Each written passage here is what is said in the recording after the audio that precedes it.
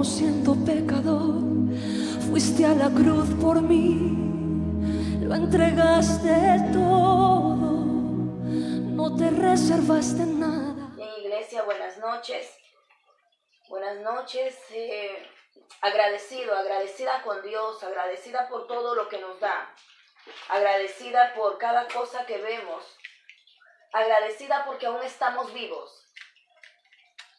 Agradecida porque el Señor es nuestra paz, el Señor es nuestro amor, el Señor es todo lo que nosotros necesitamos para seguir siendo felices en este mundo, para seguir adelante. Él es nuestra fuerza, nuestra fortaleza para estar en el trabajo, es nuestra fortaleza para seguir estudios, nuestra fortaleza para seguir criando a nuestros hijos, nuestra fortaleza para seguir al lado de los esposos, de las esposas. Es la fortaleza para poder hacer cada cosa en este mundo y hacerla bien, hacerla de una forma correcta, de la forma que a Dios le agrada. Porque te digo algo, que si tú haces lo que a Dios le agrada, entonces harás que todo prospere, que todo te salga bien y que tú caigas incluso en gracia delante de los demás. Aún ante aquella persona que pueda ser tan fuerte, por así decirlo, un carácter muy a veces incomprensible, incluso a esa persona, si tú obras bien con lo que Dios te pide, aún ante ella tú puedes caer en gracia, porque no hay nada que sea guiado por Dios y que no pueda romper cadenas, que no pueda romper ni pasar más allá de las fronteras. Acuérdate que el evangelio es un evangelio sin fronteras, es un evangelio que no tiene límites, y ese evangelio es lo que nosotros hacemos aquí posible con nuestros actos, con nuestras obras, con nuestra forma de hablar, con nuestra forma de actuar, con las decisiones que tomamos. A veces escuchamos el evangelio, pero ¿qué es el evangelio? Tan solo es para los que predican, tan solo es para los que van a la iglesia. No, el evangelio se hace por obra. A la hora que tú dices la verdad, estás haciendo evangelio. A la hora que tú obras correctamente, estás haciendo evangelio. A la hora que tú hablas las cosas con verdad, estás haciendo evangelio. A la hora que tú ayudas a alguien que lo necesita y tienes tú las medidas, estás haciendo evangelio. Eso es hacer evangelio. Hacer evangelio no es simplemente ir a una congregación y sentarte. Hacer evangelio no es solamente leer la Biblia todos los días. Hacer evangelio no es cargar una Biblia y que los demás sepan que tú congregas o que sirves a Cristo. Evangelio es hacer por obra todo lo que hay en este libro. Y si tú estás haciendo las cosas correctas delante de Dios, entonces estás haciendo evangelio. Amén. Bien, sigamos ahora con lo que Dios nos quiere enseñar. Hoy día nos toca un capítulo muy interesante. Recordemos que en el capítulo anterior Jesús ya empezaba su ministerio. Fue llevado al desierto, fue tentado, estuvo durante 40 días ayunando. Y fue donde el enemigo, Satanás, se presentó ante él para probarlo, para tentarlo. Pero la palabra dice que Jesús salió triunfante de esas tentaciones y no con simples palabrerías, sino él sustentó cada cosa que decía, cada palabra que salía de su boca con la palabra de Dios. Él se defendió del enemigo y pudo vencerlo simplemente con la palabra de Dios. Esa palabra poderosa que fue dada para ti y para mí, para poder salir adelante ante cualquier debilidad. Recuerda que cada debilidad es una tentación. Recuerda que las debilidades son como nuestros talones de Aquiles. Es por donde el enemigo va a mirar y va a querer entrar en tu vida. Y no alegre con entrar en tu vida, lo hace para derribar toda la vida de las personas que están detrás de ti. Es así, y quizás tú me puedes decir, ¿cómo es eso? Si me está tentando a mí, ¿cómo puede irse también contra mi familia? Pues te voy a dar un ejemplo. Si la madre tiene un pésimo carácter, el enemigo va a utilizar esa debilidad para entrar en ella y hacer con los hijos o con el esposo o con los amigos cosas malas que lastiman o hieren. ¿Te diste cuenta? No solamente la atacó a ella, sacando un carácter que no debe de ser, sino que también, no contento, utilizó ese carácter para lastimar y apartar a los demás de ella. Si un varón tiene una debilidad de ver a mujeres o salir con ellas, no solamente está dejándolo mal a él como varón ante los demás, sino también está haciendo sufrir a la esposa y a los hijos. Porque puede ser que ese matrimonio se rompa, como que no se rompe, pero quedan heridas dentro de ese matrimonio. Un hijo quizás tiene tendencia al alcoholismo, a la drogadicción. El enemigo no solamente hace de él algo que la gente no quiere ver, algo que simplemente es detestable, sino que también hace sufrir al papá, hace sufrir a la mamá. Si tuviera novia, también la hace sufrir, y también a los hermanos, y también a la sociedad. Porque una vez que el enemigo entra en aquella persona con alcoholismo, drogadicción, también hace daño a terceros bajo ese dominio de Satanás. Entonces nos damos cuenta que la debilidad de una persona no solamente hace sufrir a aquella que está siendo tentada o que cayó bajo la tentación, sino también a todos aquellos que conforman su familia o su alrededor. Por eso el Señor nos dijo: vence con mi espíritu, que yo he vencido al mundo, dijo Jesús. Y él venció completamente a Satanás porque tenía dentro de él la palabra de Dios. Así como sé que tú y yo también la tenemos en estos momentos que tanto la necesitamos. En estos tiempos el mundo está siendo azotado por un virus que está matando a mucha gente. Pero el Señor te dice hoy día: ten confianza en mí. Entrégame a mí realmente todo tu ser y yo te protegeré, dice la palabra. Si yo estoy contigo, entonces ¿quién contra ti? Dice Dios. Confiemos en el Señor. Yo confío en el Señor. Yo y mi casa servimos a Jehová y confiamos completamente en Él. Igual tienes que hacerlo tú. Pon en las manos de Dios a toda tu familia. Yo pongo en las manos de Dios a toda mi familia, a mis hermanos, a mis cuñados, a mis sobrinos, a mis hijos, a mi esposo. A todos ellos los pongo en las manos de Dios. Igual tienes que hacer tú. Poner en las manos de Dios a toda tu familia. Porque te vuelvo a decir, tú puedes tener potestad sobre lo que haces, sobre lo que piensas quizás, pero no tienes potestad dentro de tu organismo. Y dice el Señor que Él sí te creó. Y como te creó, Él conoce cada parte de tu cuerpo. Y Él tiene potestad sobre aquellos que le entregan su vida. Y dice la palabra que Él no es un Dios que miente y no es un Dios que se arrepiente. Quiere decir que Él cumple todo lo que Él promete. Solamente te digo una cosa: cree sin dudarlo. No dudes, porque la duda es una debilidad y un talón que utiliza Satanás para entrar en la vida de aquel creyente y tirarlo abajo. Dice la palabra de Dios que la duda no le agrada a Dios. Sin embargo, ¿sabes a quién le alegra? A Satanás, porque dice, él duda del poder que tiene su Dios. Él o ella no sabe realmente quién es. Entonces yo puedo entrar en su vida. Cúbrete realmente con la protección del Señor y verás que todo irá bien. Continuando, el Señor empieza su ministerio y dice la palabra de Dios que va a un monte. Acompáñame a Mateo capítulo 5.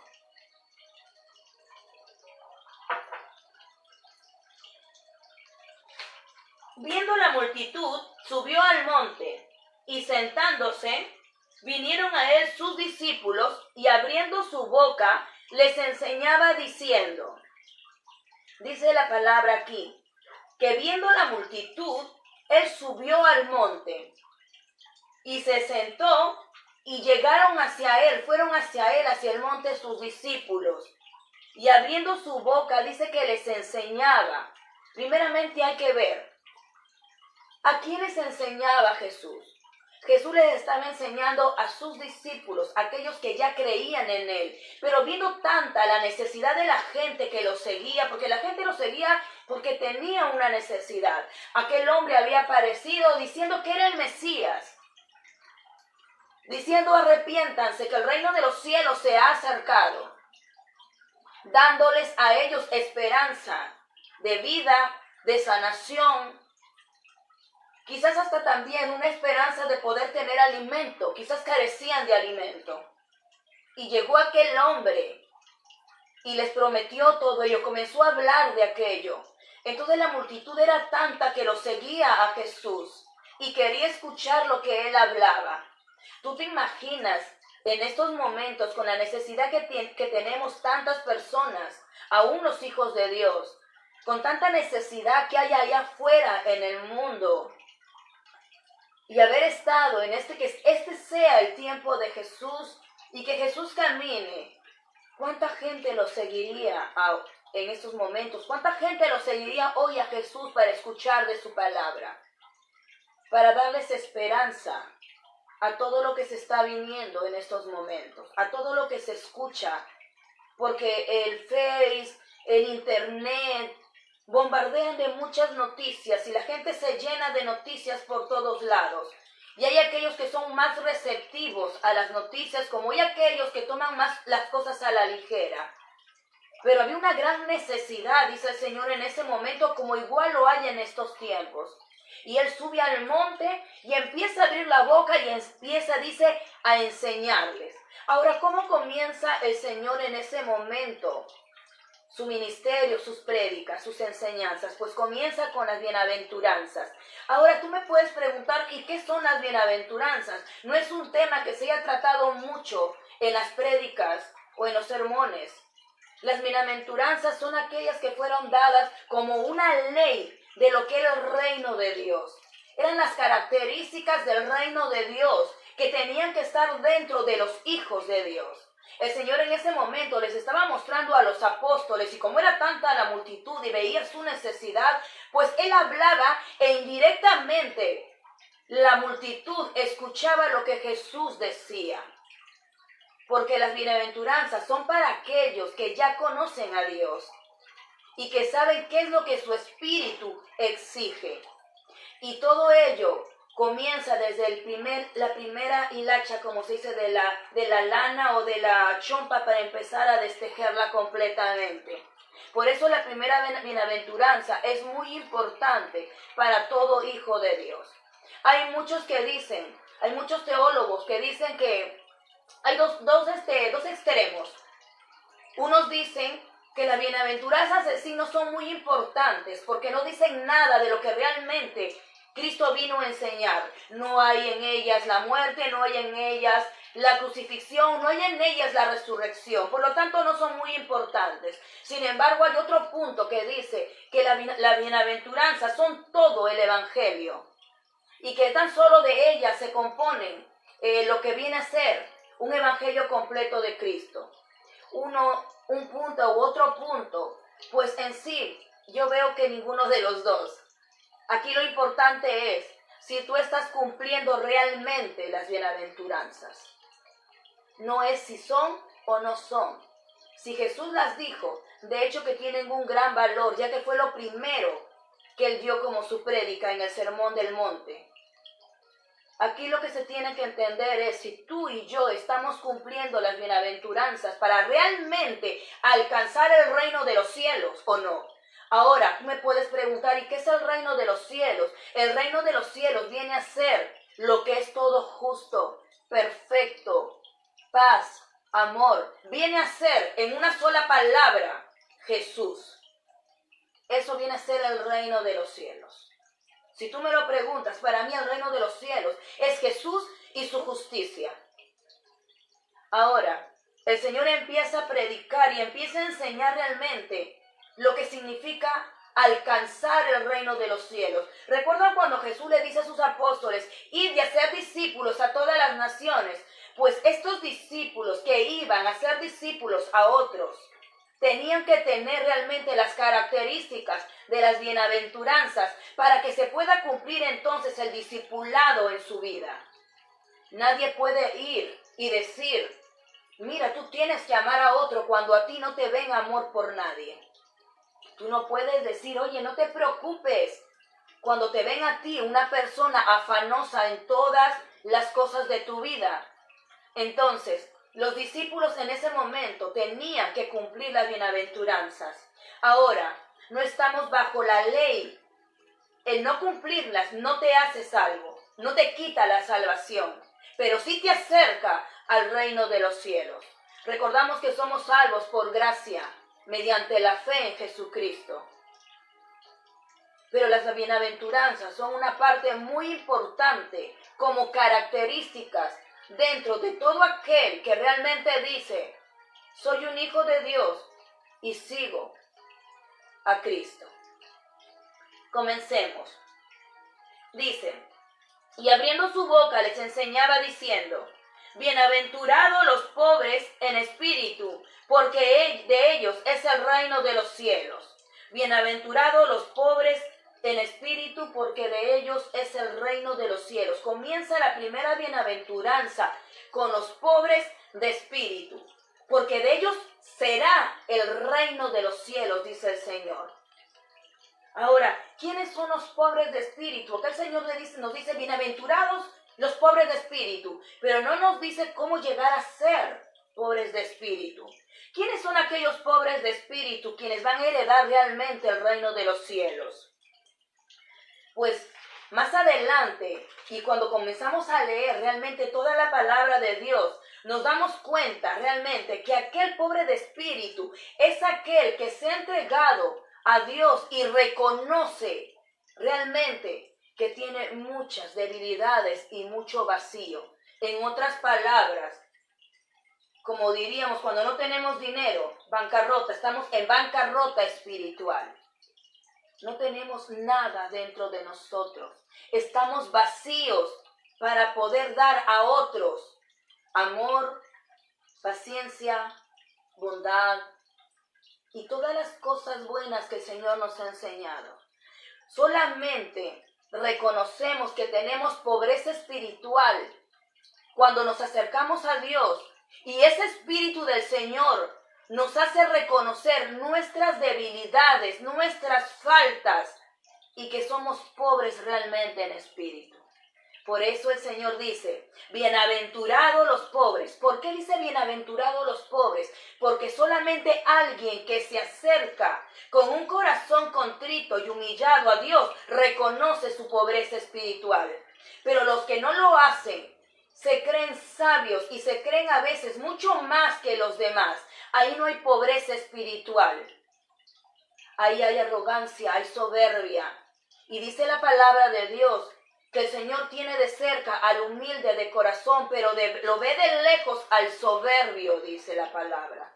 Es por eso que es bienaventurado todo aquel que es pobre en espíritu, porque de él es el reino de los cielos. Si tú realmente te acercas a Dios con un corazón como el Señor lo quiere, el Señor te va a hacer ver a ti todas tus faltas, todos nuestros pecados, todo lo que fallamos, todo lo que hace en tinieblas nuestra alma, nuestros ojos, nuestros pensamientos. Y ahí es donde el Espíritu de Dios nos dice, tenemos pobreza espiritual. Y cuando el Señor nos convence de esa pobreza espiritual, Él comienza a llenarnos de su amor. Porque tú le dices, Señor, estoy consciente de que realmente soy una mala persona. He hecho esto, ¿qué he hecho, Señor? He mentido, quizás he fornicado, he adulterado, he robado, he sido alcohólica, me he prostituido. Entonces, Señor, tú comienzas a sentir tal dolor y el Señor empieza a sanar tu corazón, o hay una confrontación entre el Espíritu de Dios y aquello que estaba dentro de ti, que hace que salga. Y empiezas a llenarte del reino de Dios, de todo lo que el Señor quiere. Por eso la palabra dice, bienaventurados los pobres de espíritu, porque ellos sí se han dado cuenta que me necesitan. Mientras aquel que cree que tiene un espíritu enriquecido, jamás me va a buscar porque piensa que Él todo lo puede, que Él todo lo sabe, que Él todo lo va a hacer, que todo lo tiene por medio de Él. Y jamás volteará a mí y se dará cuenta que lo que él piensa no es nada ante los ojos de Dios. Hay muchas personas que piensan, ¿y a mí qué me importa? caerle bien a Dios, si puedo caerle bien a mi jefe, que es el que me asciende de puesto y puedo tener más dinero. Y aquí, ¿qué me importa la religión? Si yo puedo lograr más cosas a través quizás de malos tratos en el trabajo, de embustes en el trabajo, y puedo enriquecerme y puedo gozar de muchas cosas acá. Tengo un carro, tengo una casa, como de lo mejor, tengo los mejores trajes, tengo los mejores zapatos, voy a buenos lugares. Y lo tengo por mí, porque mi astucia y mi inteligencia me hace hacer cosas por lo bajo, quizás en el trabajo, que me hace lucrarme. Pero déjame decirte que ante los ojos de Dios no es correcto. Y no es correcto tampoco ante los ojos de los demás. Porque hay gente que puede verlo y desde ya puede estar contigo abrazándote porque puede sacar beneficio de ello. Pero no te ama como debe de ser, porque nadie ama a alguien embustero o embustera realmente. Nadie confía en alguien embustero o embustera. Te pueden sonreír por momentos, pero en momentos de que tú quieras una verdadera amistad, nadie va a tenderte la mano porque sabe cómo eres.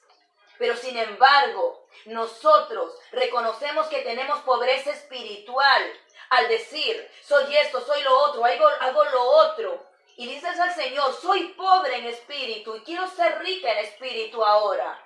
Y es ahí donde el Señor dice, bienaventurada, bienaventurado eres, porque de ti será el reino de los cielos. Quiero que me acompañes a Lucas 18, versículo 9 al 14. Parábola del fariseo y el publicano. Dice, a unos que confiaban en sí mismos como justos y menospreciaban a los otros, dijo también esta parábola. 2 hombres subieron al templo a orar. Uno era fariseo y el otro publicano. El fariseo, puesto en pie, oraba consigo mismo de esta manera. Dios, te doy gracias, porque no soy como los otros hombres, ladrones, injustos, adúlteros, ni aun como ese publicano. Ayuno 2 veces a la semana, doy diezmo de todo lo que gano, mas el publicano, estando lejos, no quería ni aun alzar los ojos al cielo, sino que se golpeaba el pecho diciendo, Dios, sé propicio a mí, soy pecador. Os digo que éste descendió a su casa justificado, antes que el otro, porque cualquiera que se enaltece será humillado, y el que se humilla será enaltecido. ¿Nos damos cuenta? El publicano reconoció que era pobre de espíritu, mas el otro se enaltecía diciendo, menos mal que no tengo ese pecado, menos mal que no tengo el otro pecado. Se creía intachable. Él no reconocía que necesitaba a Dios para reconocer su pobreza espiritual. Mientras el publicano ni siquiera podía alzar los ojos al cielo porque sabía que hacía cosas malas, mas le decía al Señor, ten piedad de mí, que soy pecador. Y en ese momento el Señor dice, se fue justificado, porque el Señor empezó a llenarlo realmente de riqueza espiritual. Eso es lo que nos enseñaba en ese momento Jesús con las bienaventuranzas. Y empiezan las bienaventuranzas justamente con aquella que dice, bienaventurado el pobre de espíritu. Ahora, ¿por qué las bienaventuranzas dicen pobre de espíritu? ¿Por qué nos dice pobres? Porque esa pobreza tiene que ser llenada con las riquezas en gloria en Cristo Jesús. A medida que tú te vas llenando de Jesús, te vas enriqueciendo y vas dejando aquella pobreza. Pero recuerda una cosa, que aquella pobreza jamás debe de dejar de existir. Recordemos que el Evangelio es eterno y tenemos mucho camino hasta que nosotros nos vayamos de este mundo para seguir llenándonos y llenándonos de Dios. Por lo tanto, esa pobreza espiritual tiene que seguir en nosotros día y día para seguir llenándonos cada vez más y más de nuestro Señor Jesucristo. Sigamos a la siguiente bienaventuranza. Versículo 4. Bienaventurados los que lloran, porque ellos recibirán consolación. Dice, bienaventurados los que lloran. Quizás tú me digas, ¿y qué tiene de bonito llorar? ¿Qué tiene de agradable llorar? ¿O qué tiene de felicidad tanto llanto en una persona? Aquí el Señor dice, bienaventurados los que lloran, porque ellos recibirán consolación.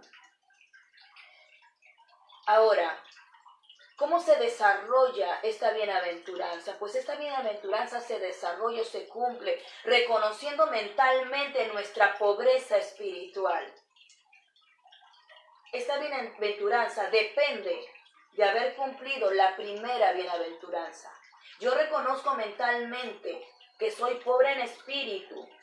Y entonces, ¿qué es lo que viene a mi corazón? Una tristeza, una aflicción, porque he pecado, porque he ido contra Dios, porque he ido contra mi hermano, contra mi esposo, contra mi esposa, porque he ido contra mis hijos, porque he ido quizás contra compañeros del trabajo, hablándoles de una forma mala.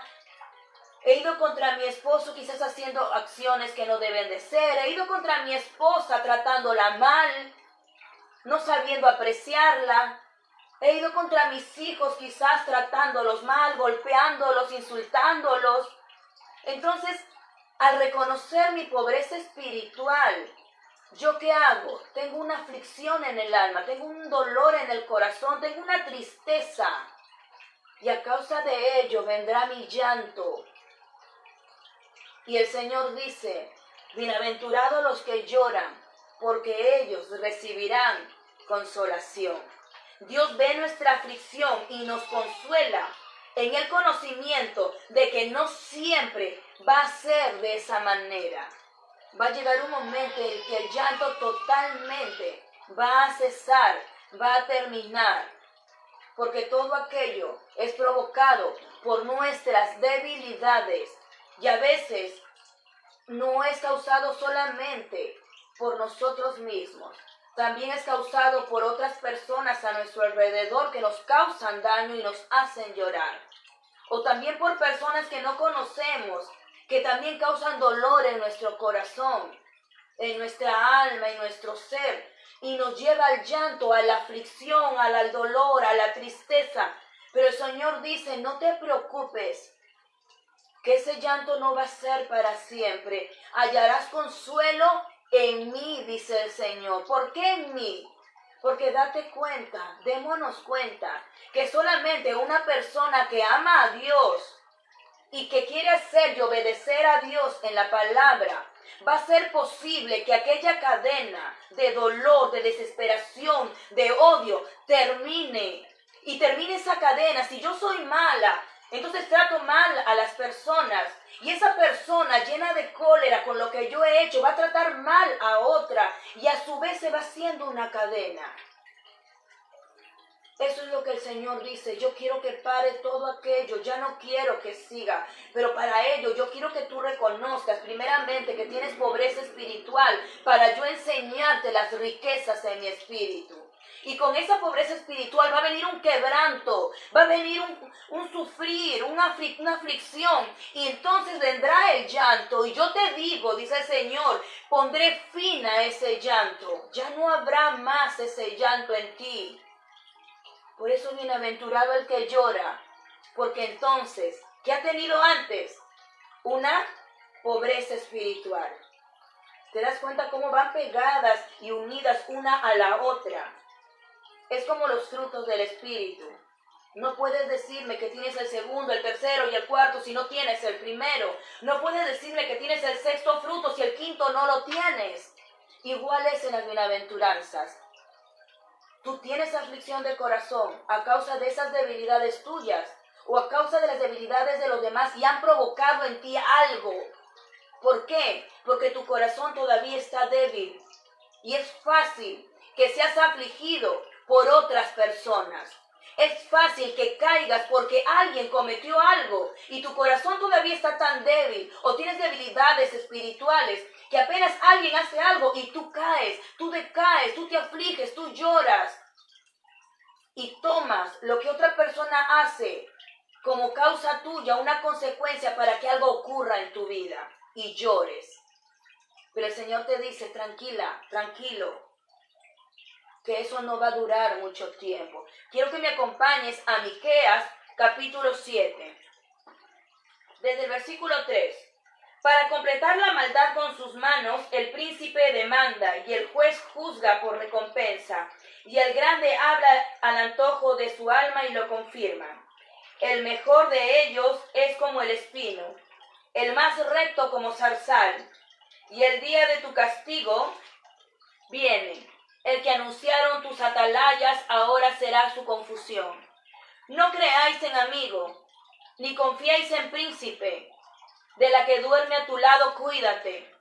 No abras tu boca, porque el hijo deshonra al padre, la hija se levanta contra la madre, la nuera contra su suegra, y los enemigos del hombre son los de su casa.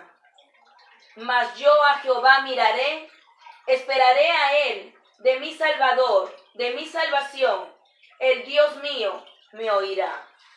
Esta parte, este libro de Miqueas, este capítulo, narra muy bien lo que viene a ser la aflicción y esperar en Dios para que sea Él el que realmente quite las lágrimas y el dolor del corazón. Entonces vamos entendiendo y aprendiendo cómo el Señor iba predicando y iba dando a entender realmente las características del reino de los cielos y que esa característica, esa ley del reino de los cielos tiene que estar dentro de cada uno de los que decimos que creemos en Dios y que realmente somos sus hijos. Los hijos que realmente Él está criando a través de su palabra. Y si Él nos está criando a través de su palabra entonces tiene que ser regla dentro de ti y dentro de mí. Como todo padre de casa, tengo hijos y crío a mis hijos. Y les doy reglas, les doy normas dentro de casa, les doy lo que el Señor quiere, les leo lo que Dios quiere. Y también les infundo el amor y todo lo que el hijo tiene que tener en casa. Igual es Dios. Nosotros somos sus hijos y esta es su forma de criarnos a nosotros, infundiendo su aliento a través de la palabra para que entre en nuestro ser y lo hagamos por obra. Sigamos leyendo las bienaventuranzas. Dice la bienaventuranza en el versículo 5.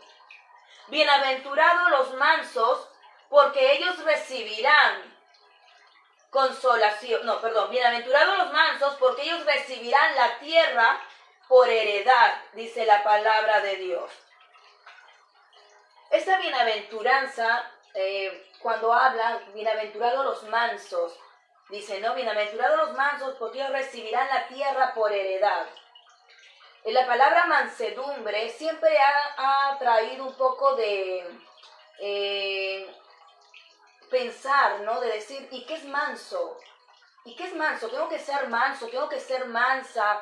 O sea, tengo que dejarme hacer por los demás cosas, quedarme callada para realmente decir que tengo el reino de los cielos o que soy una hija de Dios. Como que uno se queda un poco perplejo al decir que es una persona mansa. Muchas personas se quedan pensativas. Incluso dentro de las congregaciones, los hijos de Dios aún todavía no logran saber ¿y qué es mansa? ¿Cómo tengo que ser? Para realmente que la gente vea que soy una hija de Dios, soy un hijo de Dios, y no alterarme y no comenzar a irme contra alguien, realmente sacando una personalidad que no es característica del Espíritu de Dios. Pues mansedumbre, en otras versiones dicen humildad, en otras versiones, si tú lees tu Biblia, dice bienaventurados los humildes, porque ellos recibirán la tierra por heredad. Mansedumbre o humildad no significa ser débil o falta de carácter o falta de valor para hacer algo, sino más bien significa un poder bajo control. Eso es lo que quiere decir manso o humilde, como el Señor nos pide. Dice, bienaventurado el manso, porque él tendrá la tierra por heredad. Manso significa tener poder, pero que ese poder tenga o esté bajo un control. Y tú me dirás, ¿bajo control de quién? ¿De mí? Pues imagínate, si yo soy una persona con poder y sin embargo estoy bajo el control de mí misma, pues no creo que sea una persona mansa y humilde, te puedo decir. Pero sin embargo, si yo mi poder lo bajo o lo pongo bajo el control de Dios, entonces sí sería una persona mansa y humilde como el Señor lo pide. Recordemos que Moisés fue llamado un hombre manso ante los ojos de Dios. Vayamos a Números capítulo 12, versículo 3.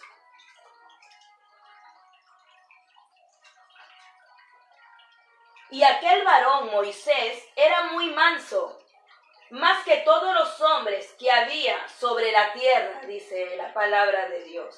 Más que todos los hombres, dice, que había sobre la tierra. Era un hombre muy manso. Y déjame decirte que a pesar, Dios le dijo a Moisés y le dijo, tú eres un hombre manso. Fue nombrado en la Biblia como un hombre manso, el más manso de la tierra. Sin embargo, Moisés no dejaba de liderar, no dejaba de llevar a todo el pueblo de Israel hacia la tierra prometida. Recordemos que el pueblo de Israel era un pueblo que no tenía en ningún momento control sobre ellos, no creían realmente en el poder de Dios, ni obedecían a Dios. Entonces como que Moisés tenía que lidiar mucho contra ellos y tenía que mostrar su poder y su autoridad sobre ellos. Un poder y una autoridad delegada por Dios. Entonces, él no dejó en ningún momento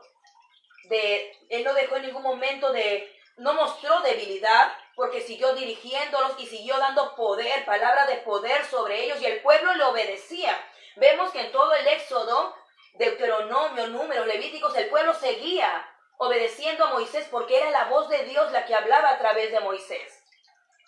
Entonces, Moisés demostró ser un hombre manso sin perder poder, pero estaba bajo el control de Dios. Por eso Moisés pudo durante todos los 40 años en el desierto pudo llevar muy bien su liderazgo sobre el pueblo de Israel. Imagínate estar ante el pueblo de Israel, más de 600,000 personas, cada una con diferente pensamiento, cada una saliendo con todo lo que había recogido de Egipto. Ninguna era sometida ni obediente a la palabra de Dios. Y sin embargo, solamente pudo ejercer el poder y con mansedumbre Moisés sobre ellos, pero bajo el control de Dios. Ahora, ¿quién más en la Biblia se autodenominó manso y humilde? Pues Jesús. ¿Recuerdan?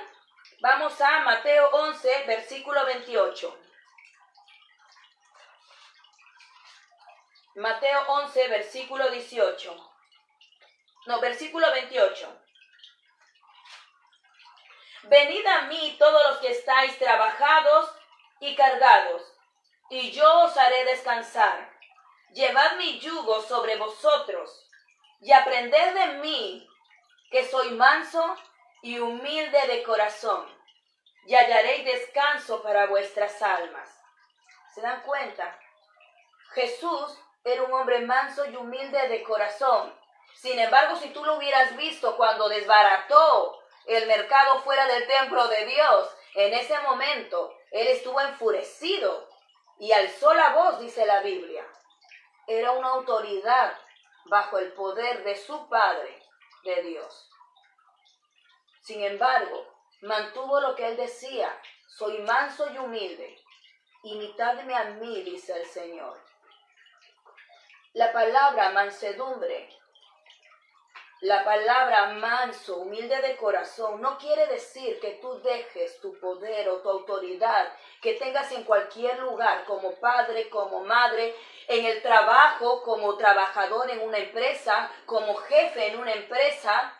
No quiere decir que tú dejes tu poder, que los trabajadores hagan contigo lo que quieras o que tus hijos hagan contigo lo que quieran. No, significa que tú tienes poder sobre lo que Dios te ha dado. Tienes poder sobre los hijos, tienes poder en el trabajo, sobre las personas que te ha delegado para que te sirvan en el trabajo. Pero dice el Señor, sé manso y humilde. Ten poder sobre ellos, pero con control. ¿Qué pasaría si eres un jefe que haces lo que quieras con tus trabajadores y los lastimas? y haces con ellos muchas cosas, o los tiendes a la esclavitud, a que trabajen horas extras sin darles un pago justo, o con tus hijos, hacer lo que trabajen en casa, hacer cosas que no le corresponden, o con la esposa, tú como esposo, someterla a una autoridad más allá de lo que Dios a ti te permite o te pone límites. O con los amigos, abusar de los amigos tan solo por la llamada amistad y sacar provecho de ellos. Quizás en dinero, quizás en ropa, quizás en prestación de servicios o ayuda. Y salir de aquello que el Señor te permite. Entonces, ¿qué es ser manso y humilde? Es tener poder, pero bajo el control de Dios. Un poder bajo control. Eso es lo que dice el Señor. Ahora, esta bienaventuranza viene pegada y ligada a lo que viene a ser el llanto. Bienaventurados los que lloran, porque ellos obtendrán consuelo, dice la palabra de Dios. Ahora el Señor te dice, sé manso. Si alguien te hirió, si alguien afligió tu corazón, de seguro que tú vas a querer vengarte. Pero el Señor te dice, no lo hagas. Sé manso y humilde de corazón. Te contrólate, dice el Señor. No hagas más allá de lo que realmente tiene que ser. Ahora, vayamos a algo muy importante también. El poder bajo control tiene dos cosas encerradas dentro de ello. Primero, rehusas a inflar tu autoestima. Tener un poder sobre los demás no quiere decir que tu autoestima o tu poder sea muy inflado para que tú hagas daño a los demás. Y eso ocurre muchas veces. Es lo que te dije anteriormente. Un jefe que realmente quiera sobrepasarse sobre los derechos de sus trabajadores, o en casa cuando el esposo cree que tiene o infla el poder que Dios le ha dado sobre la esposa, o los padres sobre los hijos, o el amigo sobre el amigo. Y otra cosa que tiene también el tener poder bajo control es que la persona no solamente trabaja o hace algo para sacar ventaja para mí mismo, sino para los demás. Estas dos cosas quieren decir que hay autoridad o poder, pero bajo control. Recordemos que Moisés durante todo ese tiempo tuvo un poder, una autoridad delegada por Dios ante el pueblo de Israel. Y a pesar de todo lo que el pueblo de Israel hacía, Moisés lo hacía para ellos, por amor a ellos, no solamente para sacar ventaja o conveniencia para él mismo. Moisés no decía, yo voy a guiar al pueblo de Israel para ser salvo y entrar a la tierra prometida, porque por último ni entró.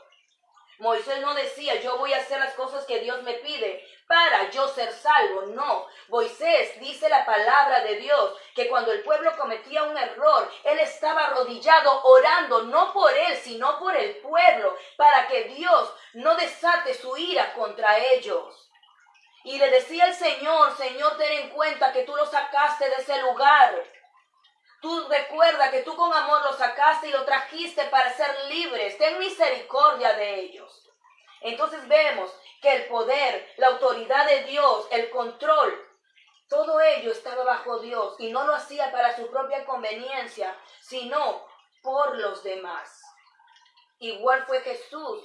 Jesús fue a la cruz, no para salvarse él o para quedar bien él ante los hombres, sino lo hizo por ti y por mí, para que tú y yo fuéramos salvos y conociéramos realmente lo que significa la palabra amor, perdón, compasión.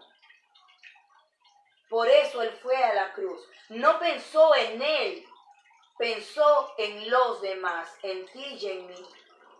Esas dos cosas son muy importantes para decir que hay poder bajo control, para decir que soy manso y humilde. Es un liderazgo, es un poder, pero bajo el control de Dios.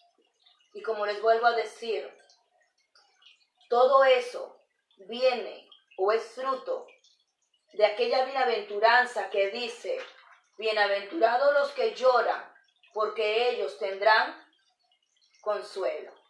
Sigamos con la siguiente bienaventuranza. Bienaventurados los que tienen hambre y sed de justicia. Sí. Bienaventurados los que tienen hambre y sed de justicia, porque ellos serán saciados, dice la palabra de Dios. Ahora, esta cuarta bienaventuranza nos lleva a buscar qué es lo que quiso decir Jesús con justicia. ¿Qué es tener justicia? Querer justicia. A mí me hicieron algo, así es que por justicia, pues yo te lo hago a ti también. A mi hija le hicieron algo, así que quiero justicia. Quiero que tú también, o a ti también te pase lo que a mi hija le pasó. Pues justicia en la palabra de Dios quiere decir que tú realmente tengas una relación correcta con las personas a tu alrededor. ¿Y qué viene a ser una relación correcta? Una relación correcta viene a ser que cuando se cometen faltas, estas faltas son absueltas de toda culpa. ¿Me entiendes? ¿Estás de acuerdo con ello? ¿Qué dice tu corazón? Bienaventurados los que tienen hambre y sed de justicia, porque ellos serán saciados. No dice ellos se saciarán por sí mismos, dice ellos serán saciados, y ya sabemos por quién serán saciados. Los justos son aquellos que mantienen relaciones correctas con Dios y con las demás personas en su alrededor.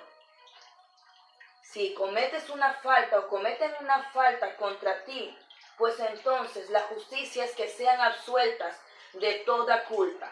Y esto fluye a partir de la humildad o mansedumbre. ¿Me entiendes? Tú jamás dejarías absuelta a una persona que ha cometido algo contra ti o contra los tuyos si es que no tienes mansedumbre o humildad de corazón. Un poder bajo control. Supongamos que en la empresa alguien te haya hecho algo, en tu trabajo algo contra ti. Tú no te vas a vengar de esa persona, sino al contrario. Vas a perdonar a esa persona o vas a entender a esa persona por qué lo hizo. Hablarás con ella, conversarán, darán sus puntos y seguirás trabajando en pro de aquellos que están abajo de ti y que quizás hablaron o dijeron algo de ti, causando una aflicción en tu corazón.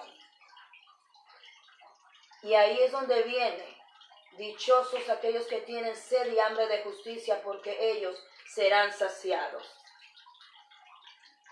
Dejemos de creer que el mundo gira alrededor nuestro. Cuando alguien comete un error y nosotros pensamos que el mundo gira alrededor de nosotros, entonces lo que hace otra persona